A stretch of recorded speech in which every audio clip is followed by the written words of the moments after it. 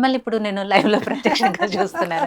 Okay, అదే అంటే నేను ఇప్పుడు చూస్తున్నాను, ఎందుకంటే నాకు ఆవిడతో ఎక్కువ పరిచయం లేదంటే ఆ ప్రోగ్రామ్స్ సుమాంజలి అలా యాంకర్ గా మాత్రమే ఆవిడని చూసాను తప్పితే డైరెక్ట్ గా నాకు వేరే అంటే నా నేచర్ ఏంటంటే ఎక్కువ పబ్లిక్ లోకి రావడం నాకు అంత ఆయనని ఎంకరేజ్ చేస్తా. కానీ అసలు ఈ స్మార్ట్ జోడీలో రావడానికి ఒక పక్క ఓంకారు, ఒక పక్క నేను ఆవిడని ఎంతో ప్రెషర్ పెడితే నేను ఆ షోలోనే చెప్పాను, ఓంకార్ గారు కూడా చెప్పాను, నేను చాలా ఇష్టంగా వచ్చాను. ఎందుకంటే నాకుండే ఇన్హిబిషన్స్, లైక్ నేను ఒక యాంకర్ని, నేను ఇలా ఎప్పుడు నేను ఒక రియాలిటీ షోలో నేను ఎప్పుడు పార్టిసిపేట్ చేయలేదు, అయిపోయాము, మన పిల్లల ఏజ్ వాళ్ళతో మనం చేస్తే ఈ ఏజ్ లో వీళ్ళకి అవసరమా అనుకుంటారేమో, ఇలాంటివి నాకు కొన్ని ఉన్నాయి ఇన్హిబిషన్స్. నిజంగా నేను అది చాలా ఆనెస్ట్ గా చెప్పాను.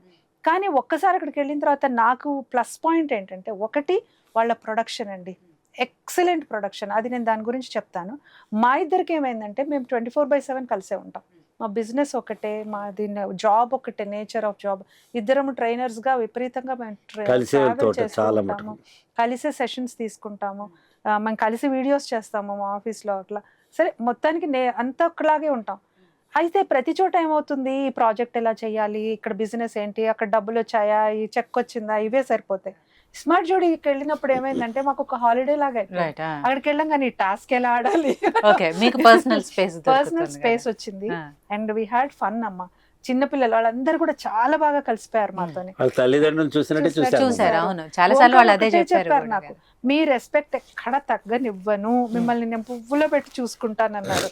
అలాగే చూసుకున్నారు, ఎక్కడ కూడా మాకు ఎంత లాస్ట్ వరకు కూడా వచ్చారు. మీరు డిస్కంఫర్ట్ లేదు. చాలా మంది యంగ్ కపుల్ మధ్యలో ఎలిమినేట్ అయినప్పటికీ మీరు లాస్ట్ వరకు ఉన్నాము బాగా. అంటే మాకు కూడా ఉత్సాహం ఉంది కాబట్టి ఉన్నాము. వాళ్ళందరూ యంగ్స్టర్స్, వాళ్ళకి ఎనర్జెటిక్ గా ఉంటారు. ఇంకా ఏజ్ జస్ట్ నెంబర్ అమ్మా ఇక్కడ, అంతే. మనం ఓపిక వేరు, ఎజిలిటీ వేరు.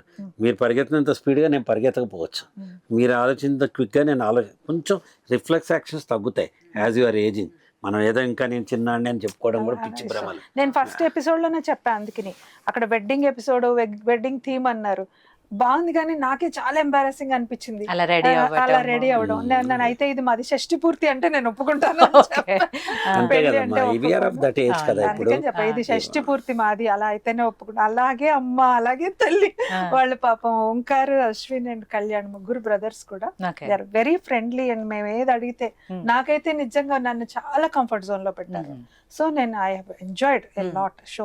నాకు తెలియదు ప్రేక్షకులు ఎంత ఎంజాయ్ చేశారు, కానీ బట్ మేము మాత్రం ప్రేక్షకులు కూడా ఎంజాయ్ చేశారు కాబట్టి లాస్ట్ వరకు కూడా అందరూ బయట వెళ్తుంటే మీరు ఓడిపోతే మేము ఏడ్చామంటే, అరే మేము గెలుస్తామని ఎట్టా అనుకున్నాం, మేమే అనుకోలేదు. ఇప్పుడు అంటే ఫైనల్ దాకా కూడా వెళ్తాం అనుకోలేదు. మధ్యలో మేము అడిగాం, పిల్లలు కదమ్మా వాళ్ళందరూ రావటం, వాళ్ళు సన్ రైజ్ మేము సన్సెట్, వాళ్ళు రావటమే ధర్మం కూడా. మేమేముంది, అదే చెప్పారు కూడా కదా, కొత్తగా ఏముంటుంది, కొత్తగా వచ్చే ఓకే కాసేపు పెద్దవాళ్ళు అనుభవం 4 మాటలు అన్నారనమాట. మీరు వస్తే కాస్త మెసేజ్ 4 మంచి మాటలు మోస్ట్ కపుల్ కదా, కొంచెం చూసే వాళ్ళకి కూడా బాగుంటుంది, వీళ్ళకి కూడా మీరు మంచి గైడెన్స్ ఇస్తూ ఉండొచ్చు, మధ్య మధ్యలో మీరు చెప్పే మంచి మాటలు. ఈయన కూడా చాలా చక్కటి మాటలు చెప్పారు. భార్య అంటే భరించేది, భర్త భరించేవాడు, ఇవన్నీ కొన్ని చాలా మందికి ఇన్స్పిరేషన్ కదా.